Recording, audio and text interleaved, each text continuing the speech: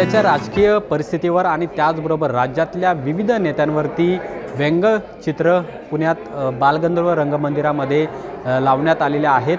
स्वर्गीय बाळासाहेब ठाकरे यांच्या जयंतीनिमित्तानं खरं तर हे व्यंगचित्र प्रदर्शन आहे ते भरवण्यात आलेलं आहे। दरवर्षी अशा पद्धतीचे व्यंगचित्र हे या ठिकाणी साकारण्यात येतात। आत्ताही आपण पाहतोय की विविध राजकीय पक्ष आहेत, यामध्ये एक आपण उदाहरण घेतलं तर संजय राऊत यांचं व्यंगचित्र काढलेलं आहे, यामध्ये हम फायर आहे असा सुद्धा उल्लेख करण्यात आलेला आहे। तर आत्ता जी महायुती सरकार जे आहे त्यातले जे 3 पक्षातले प्रमुख आहेत त्यांचं सुद्धा एक चित्र यामध्ये साकारण्यात आलेलं आहे आणि सध्या जी राजकीय परिस्थिती आहे याला एक मार्मिक उत्तर आहे ते या व्यंगचित्रातून देण्यात आलेलं आहे।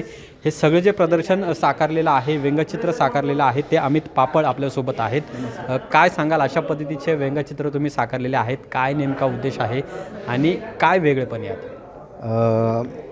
मी मागच्या वर्षी पण हे प्रदर्शन केलं होतं, यावेळी भाग 2 करतोय बाळकडू म्हणून। गेले 2-3 वर्षात महाराष्ट्रात राजकीय दर्जा अगदी घसरलेला आहे राजकारणाचा आणि वाचाळवीर खूप वाढलेले आहेत। तर त्यांना मी सामान्य नागरिक त्यांच्याकडं कसा बघतो किंवा सरकारकडं, ते मी सामान्य नागरिक ह्या दृष्टीने चित्र काढलेले, मी व्यंगचित्रकार म्हणून चित्र केलेली नाही। एक सामान्य नागरिकाला काय दिसतं यांच्यामध्ये, या सरकारमध्ये, सत्तेमध्ये, ते मी अगदी पोटतिडकीने रेखाटण्याचा प्रयत्न केलेला आहे। साधारण किती व्यंगचित्र साकारलेले आहेत आणि हे सगळे तुम्ही एकट्यानेच साकारलेत का?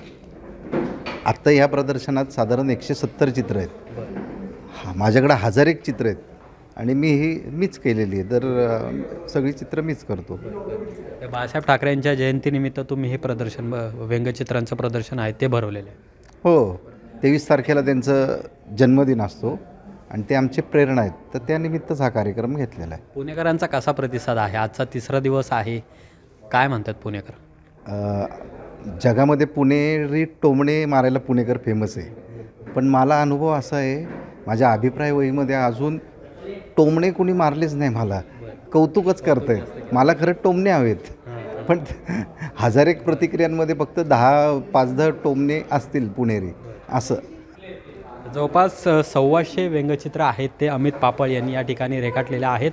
अतिशय मार्मिकपणे, म्हणजे सध्या जी राजकीय परिस्थिती निर्माण झालेली आहे ती कशा पद्धतीने झालेली आहे याचं सुद्धा चित्रण आहे ते या व्यंगचित्रातून साकारण्यात आलेलं आहे आणि जी राज्यातली परिस्थिती निर्माण झालेली आहे त्याला या व्यंगचित्रातून खास उत्तर अमित पापळ यांनी दिलेलं आहे आणि या प्रदर्शनालाही पुणेकरांचा मोठा प्रतिसाद आहे। कॅमेरामन सचिनसह अमोल धर्माधिकारी, लोकशाही मराठी, पुणे।